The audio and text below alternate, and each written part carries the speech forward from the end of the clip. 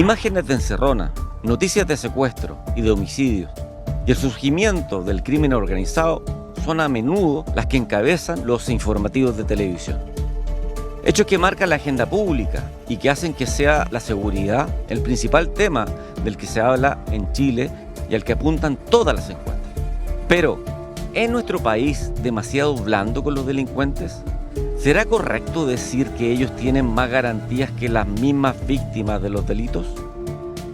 ¿Por qué existe una defensoría penal pública y no una defensoría de las víctimas? ¿Es cierto que sigue la llamada puerta giratoria? Estas son algunas de las interrogantes que trataremos de resolver en un nuevo capítulo de nuestro programa Código Claro, Derecho a Entender.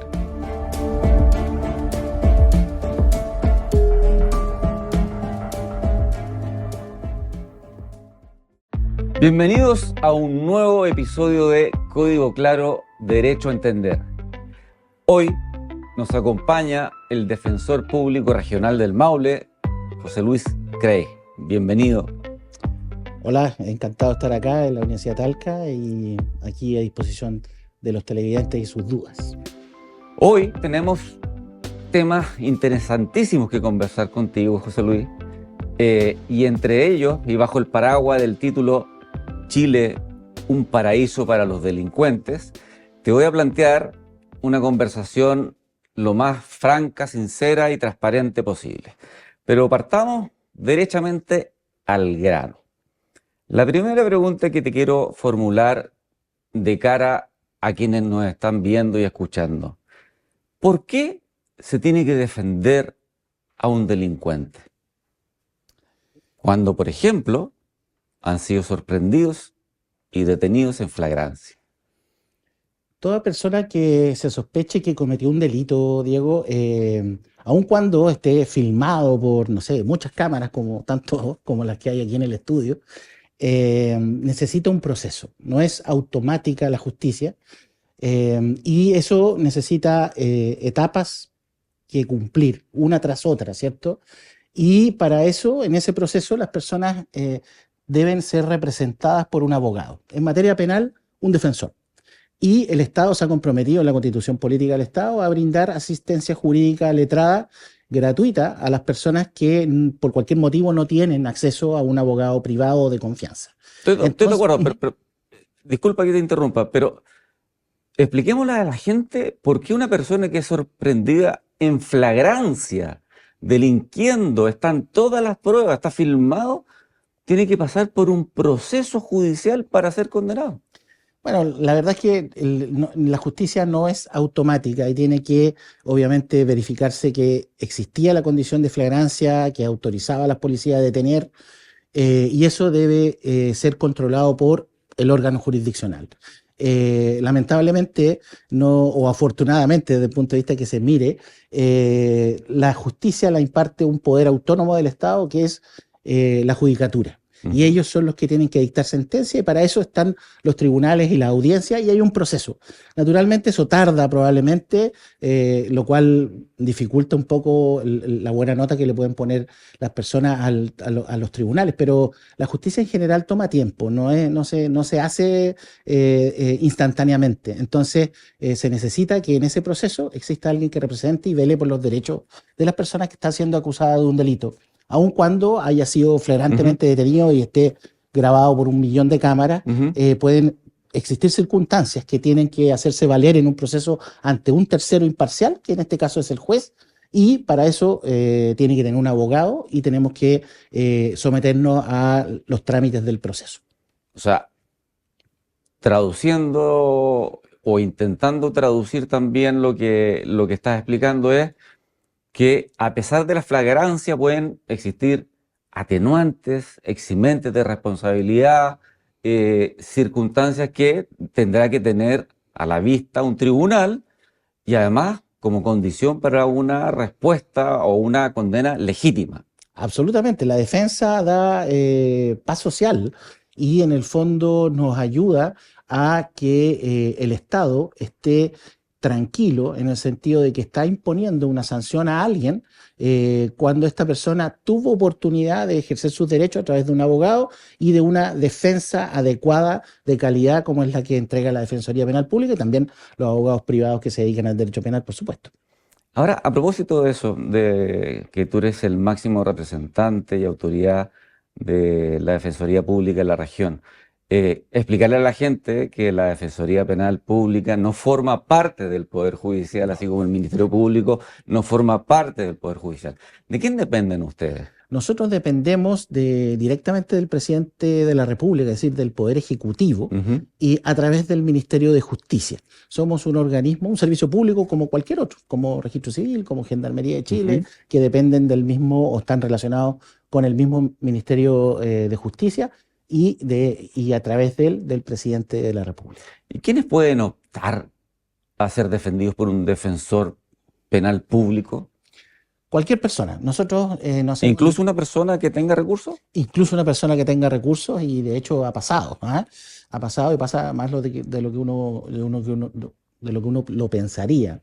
Lo que pasa es que nosotros, al ingreso de una persona a nuestro servicio, no podemos hacer ninguna distinción de ninguna especie, incluyendo si tiene recurso económico o no. Al final del proceso, y dependiendo de la salida, nosotros tenemos un arancel que se maneja para todas las personas que tienen recursos y que cruzamos con impuestos internos, con FONASA, etcétera, y al final del proceso sale un resultado que tiene que pagar el total o un porcentaje, y eso se encarga Tesorería de la República de cobrar como un impuesto. Como un impuesto que pagamos todos nosotros, se cobra a través de Tesorería. Nosotros no recibimos ningún peso, nosotros trabajamos gratuitamente, y si hay capacidad económica, al final se verá y se les cobrará a la persona cuando corresponda. Ahora, el 90% de las personas no paga nada. El 90% de los usuarios. Sí. Perfecto. ¿Qué piensas tú de esta crítica que muchas veces basada o en la ignorancia o en la mala fe, dependiendo de quién venga, de que el sistema es demasiado garantista? Bueno, todos los sistemas procesales penales parten, los sistemas modernos, uno de los cuales es el chileno, por cierto, parten como respuesta a la justicia que existía en tiempos de los reyes, de los monarcas, en que el rey tenía el poder absoluto y decidía quién era culpable, quién era inocente en materia penal y muchas otras cosas. Todos de sus súbditos era absolutamente el dueño. Como respuesta a los sistemas monárquicos apareció la Revolución Francesa, la Revolución de Estados Unidos, etcétera, que buscó libertades y generó la división de poderes. Y ya no solo estaban los tres poderes del Estado, ejecutivo, legislativo y judicial, en manos de un monarca, sino que en tres poderes autónomos, unos de otros. Y uno de ellos fue el Poder Judicial. Y por ello, el Poder Judicial conoce ahora las causas de las personas que eventualmente cometieron delito. Y en virtud de eso, el afectado con el proceso penal es el ciudadano que el Estado le está reprochando alguna conducta que fue en contra de la ley penal, ¿cierto? Que cometió algún delito. Entonces, es él el digno de protección. Siempre ha sido así en todos los sistemas. El imputado es el que tiene garantías frente al Estado. ¿Y por qué el imputado es el que tiene garantías frente al Estado? Porque da la sensación para muchas personas, para el taxista, uno se sube a un Uber y el comentario casi siempre es el mismo. Acá en Chile solamente los delincuentes tienen derechos humanos, solamente los delincuentes tienen garantías. ¿Y las víctimas cuándo? Lo que pasa es que la idea no es ser técnico, pero la persona que va a sufrir las consecuencias del proceso penal, es decir, una pena que en su momento fue la pena de muerte, podría haber sido, ahora por suerte no existe, y quien va a sufrir la privación de libertad, muy probablemente si es que es encontrado culpable por el delito, es el imputado. Entonces, respecto de él, es quien que gira todo el proceso penal y deben protegerse sus garantías frente a un proceso que puede tacharse como de venganza del Estado por haber cometido alguna infracción penal. Entonces, siempre los procedimientos penales históricamente giran en torno a los derechos del imputado para que, si es sancionado, bueno, no pueda decir que en el Estado de Chile, por ejemplo, no se le respetaron sus derechos y se le condenó sin prueba. Perfecto, perfecto. O sea, el derecho a la prueba, el derecho al recurso, el derecho a una defensa letrada, son mínimos. Son mínimos que debemos cumplir como civilizatorio y que eso en conjunto se llama debido proceso. Y que debemos respetar como Estado de Chile, como una república democrática que somos. Te escuché por ahí la palabra giro y que me lleva a hacerte otra pregunta aprovechando esa expresión. Mucho se utilizó en el pasado y se está volviendo a utilizar la expresión de esto de la puerta giratoria. ¿Volvió la puerta giratoria? ¿O es un eslogan político, una caricatura? ¿O de verdad estamos frente a una realidad? Muchas veces la ciudadanía ve que caen detenidos una y otra vez las mismas personas.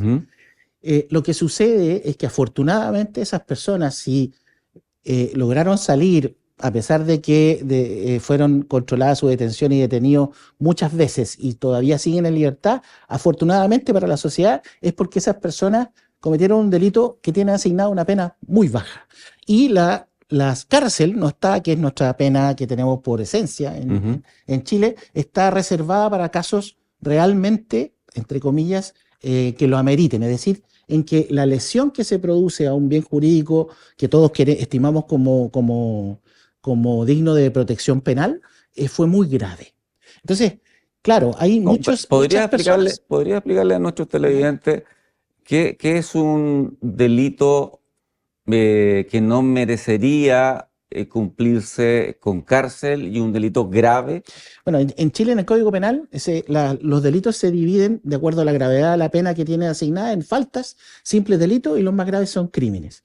Las faltas y los simples delitos en general no llevan asociada una pena muy alta. Estoy hablando más de 3 años de privación de libertad. Entonces, existen penas sustitutivas que deben aplicarse en el caso que las personas no tengan condenas anteriores, y por ello, a la primera, por decir lo que todos van a entender lo que voy a decir, el primerizo no va a ir a la cárcel a menos que su delito sea muy grave, es decir, un homicidio, una violación, que tienen penas más altas, que son penas de crímenes. Entonces, lo normal, los delitos que se cometen más a menudo son los menos graves, afortunadamente, porque si estuviéramos metidos en solamente homicidio, bueno, todos deberían ir presos y no habría duda de eso.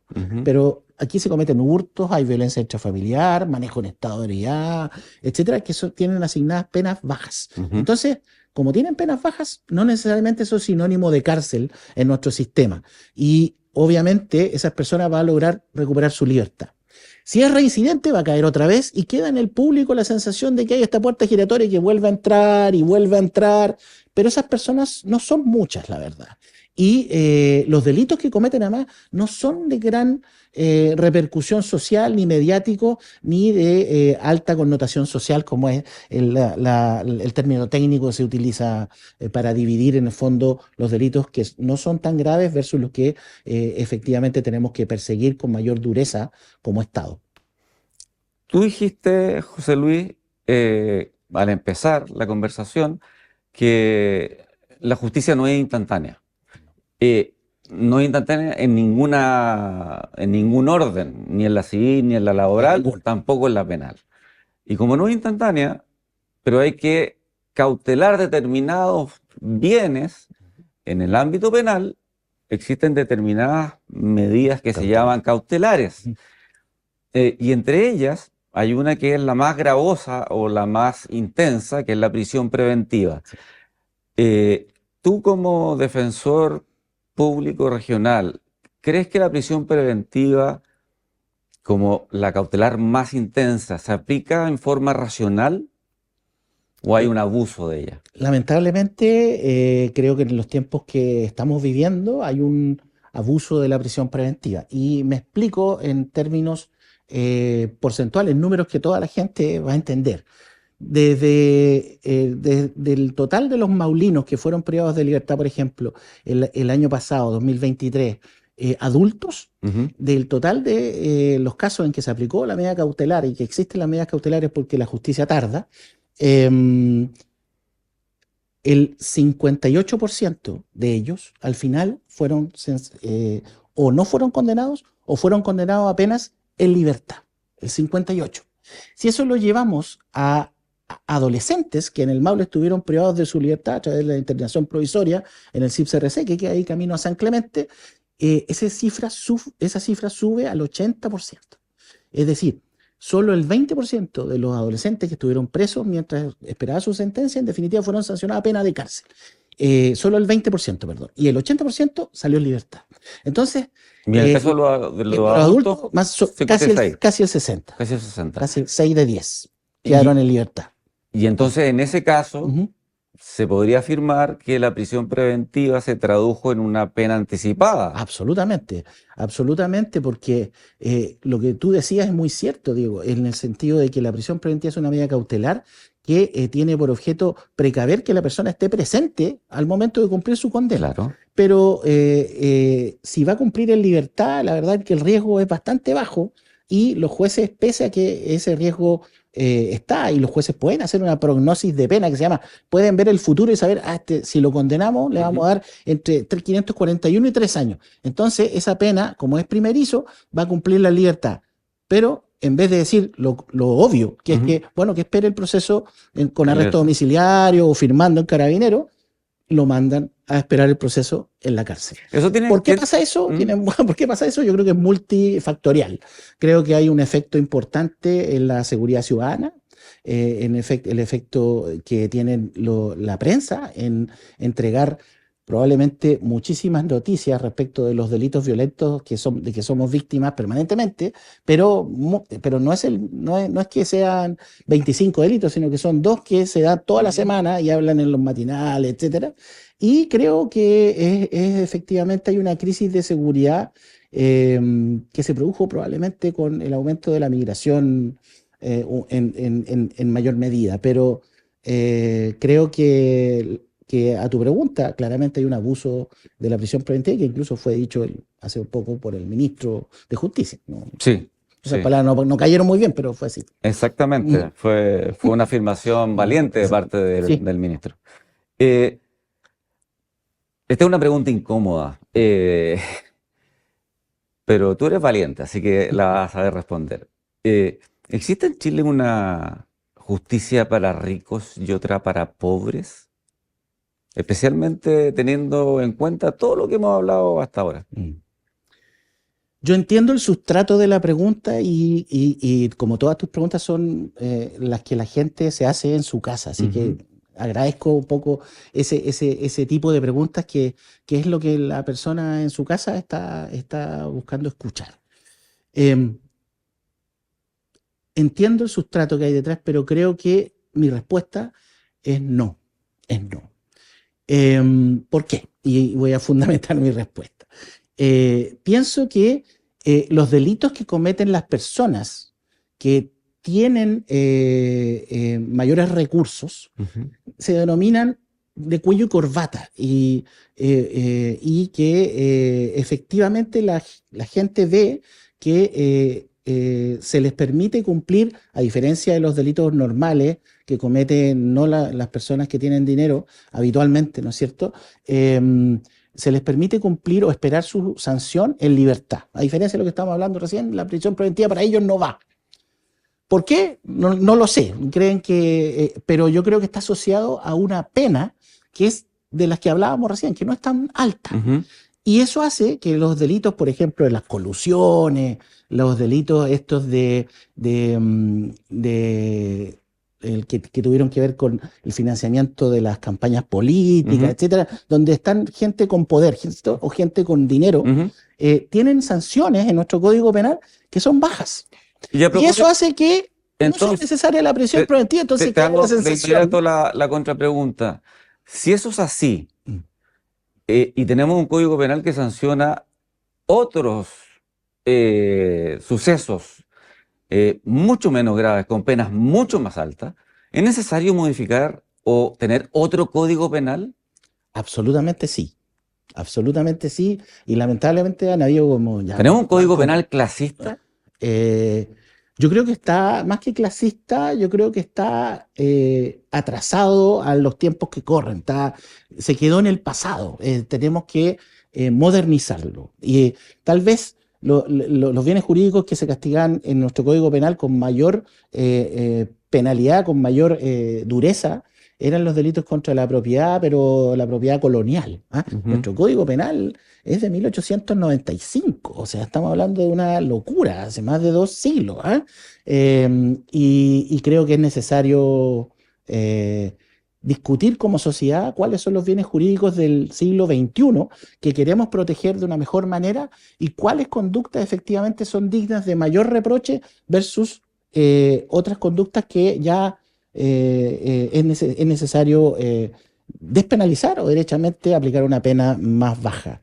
Y en ese sentido, los delitos económicos, patrimoniales, de mercado de valores, etcétera, tienen sanciones muy bajas. Y eso yo creo que podemos llegar a un acuerdo y que deben elevar su penalidad.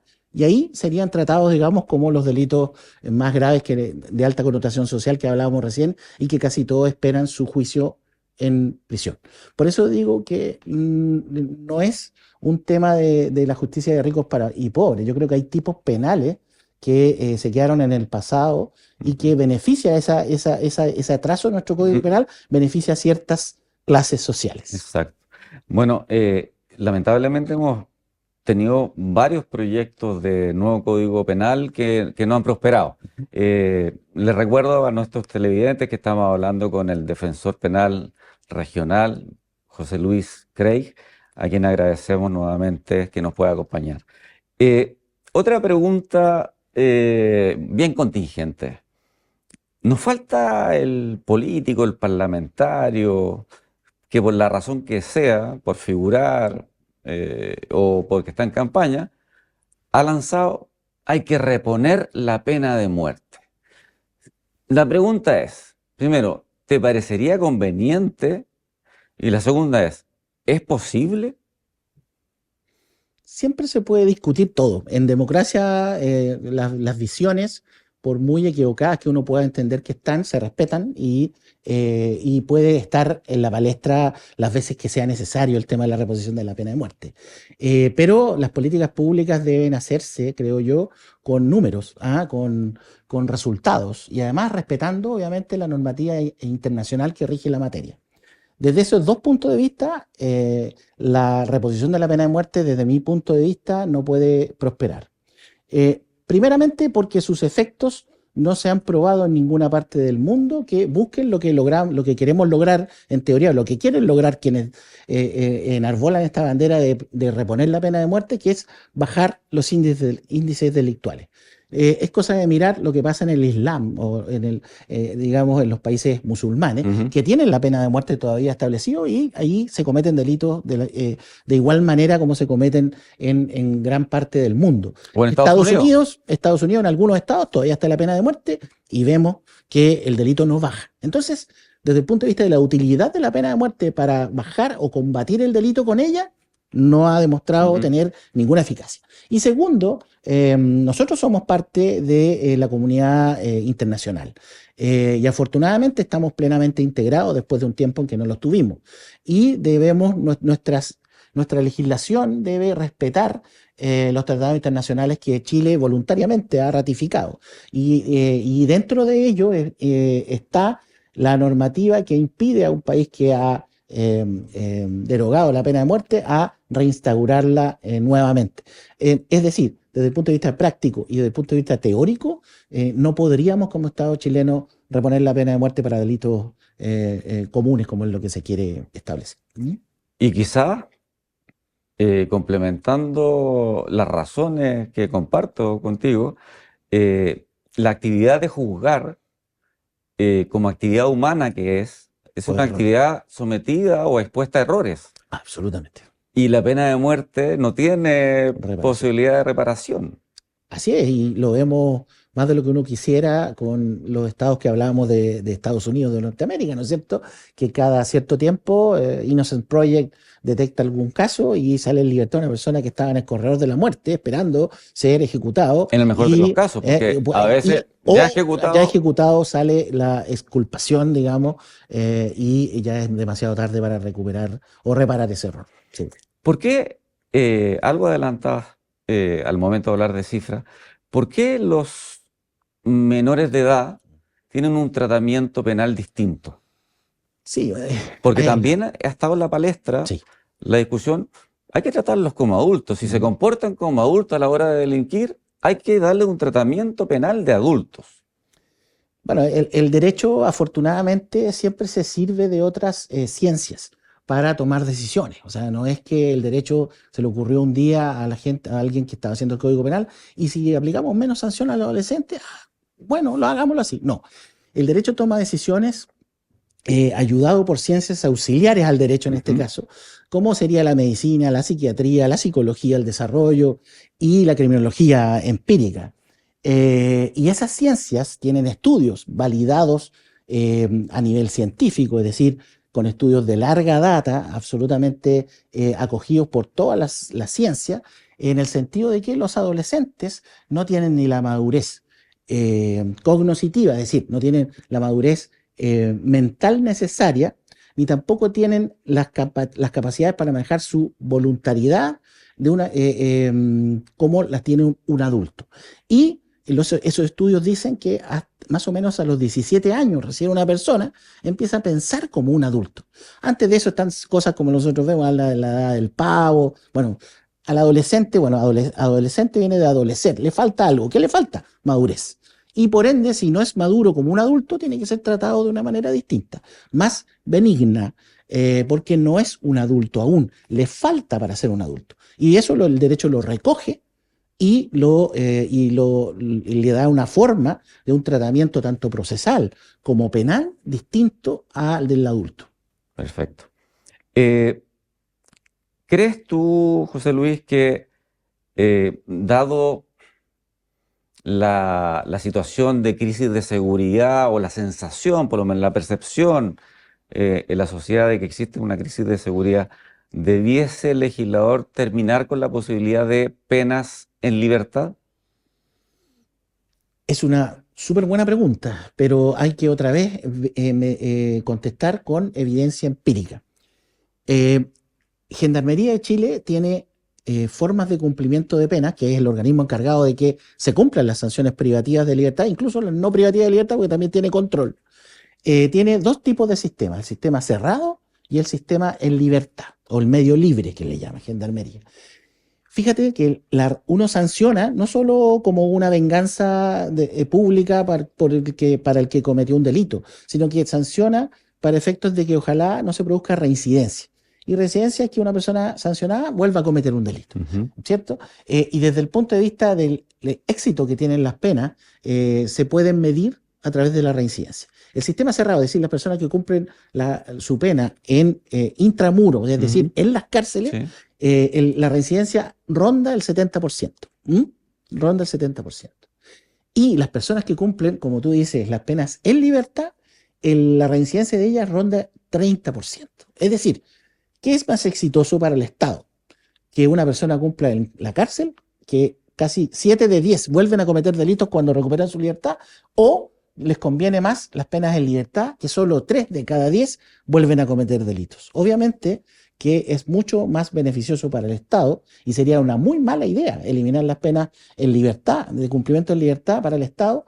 Obviamente le conviene al Estado mantener la reincidencia baja y eso lo garantizan de mejor manera los resultados de las penas no privativas de libertad.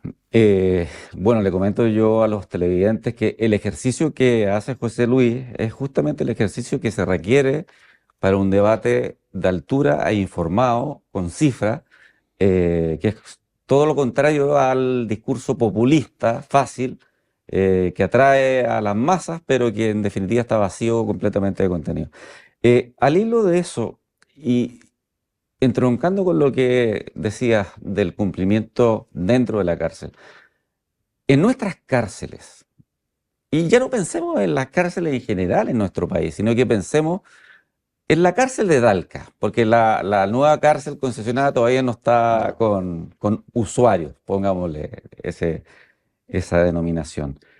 ¿Es posible, existe alguna posibilidad de reinserción relevante para quienes están en la cárcel de Talca? La verdad es que es bastante limitada esa posibilidad. Y por varias razones, me voy a explayar. Primero, por las bajas condiciones de infraestructura que tenemos. Nuestras cárceles en la séptima región son todas del siglo pasado y me quedo corto quizás. ¿Ah? La cárcel más moderna que tenemos es de Cauquenes y tiene 40 años. Y pronto va a abrir La Laguna, esperemos que pronto, y esa cárcel sí ya tiene condiciones más o menos dignas para intentar un proceso de reinserción. El nivel de hacinamiento que tenemos en las cárceles del Maule tiene unos números nunca antes vistos, por lo menos en 20 años hacia atrás. Nuestra capacidad de las cárceles en el Maule en algunos casos supera el 200% de sobrepoblación, que suena más bonito que decir hacinamiento, ¿no es cierto?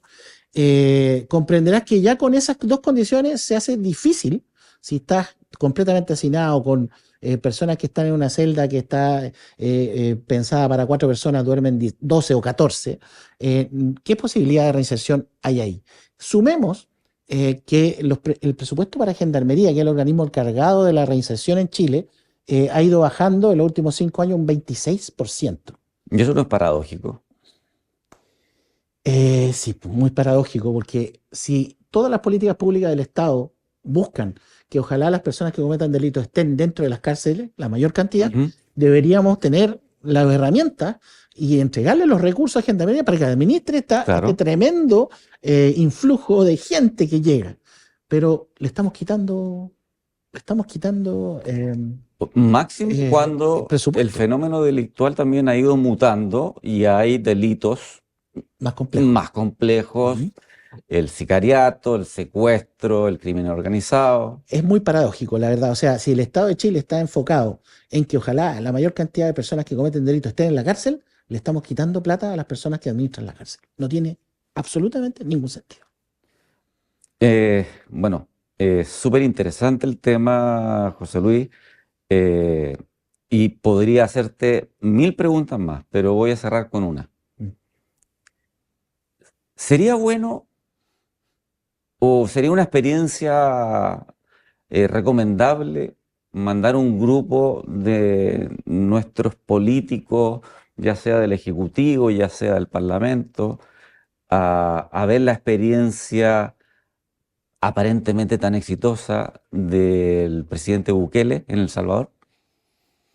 Yo creo que los fenómenos son tan disímiles porque lo que hace el presidente Bukele en El Salvador es contener una mafia que se llaman las maras, ¿no es cierto?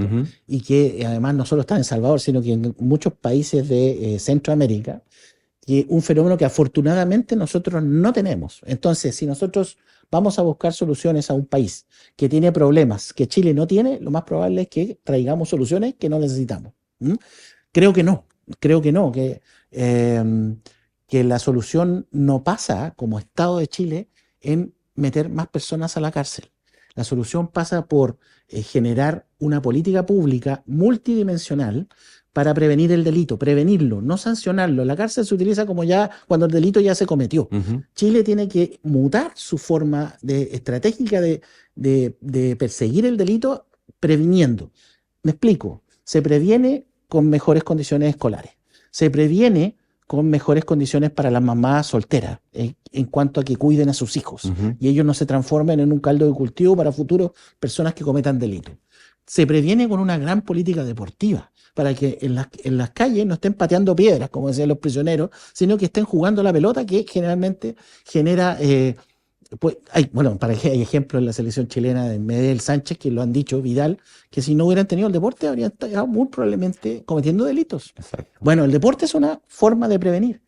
Hay que La luminaria. O sea, las luminarias, ganarle el terreno a la oscuridad y a la inseguridad ciudadana que implica pasar por terrenos baldíos o eriazos, que tenemos tanto, por ejemplo, acá en Talca, fruto del terremoto, todavía no se han arreglado. Y ahí es donde se juntan estas personas y cometen delitos.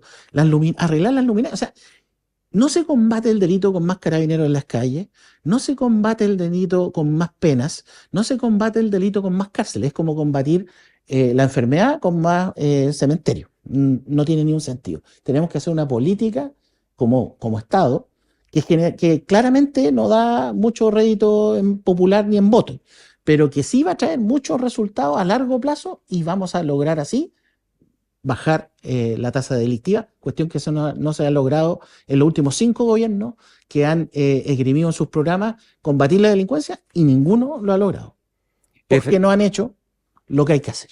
Efectivamente, porque se han creado nuevos tipos penales, se han aumentado las penas. Se le han entregado más facultades a carabineros, se le ha limitado las facultades a los jueces para decidir ciertas cosas cuando una persona está en libertad o no, cuando darle una pena en libertad o no. ¿Sí?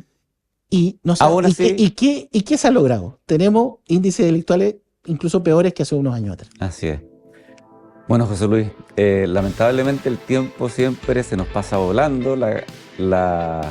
La conversación y la información que nos has entregado ha sido súper interesante.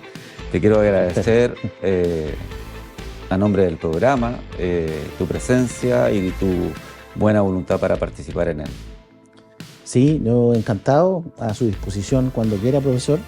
Y de la Universidad de Talca y los televidentes, nosotros como servicio público, la Defensoría Penal Pública, nos debemos a ustedes y nosotros somos una pieza importante del acceso a la justicia de toda la gente, de todos los maulinos, así que cada vez que sea necesaria mi presencia de alguien de la institución, vamos a estar acá.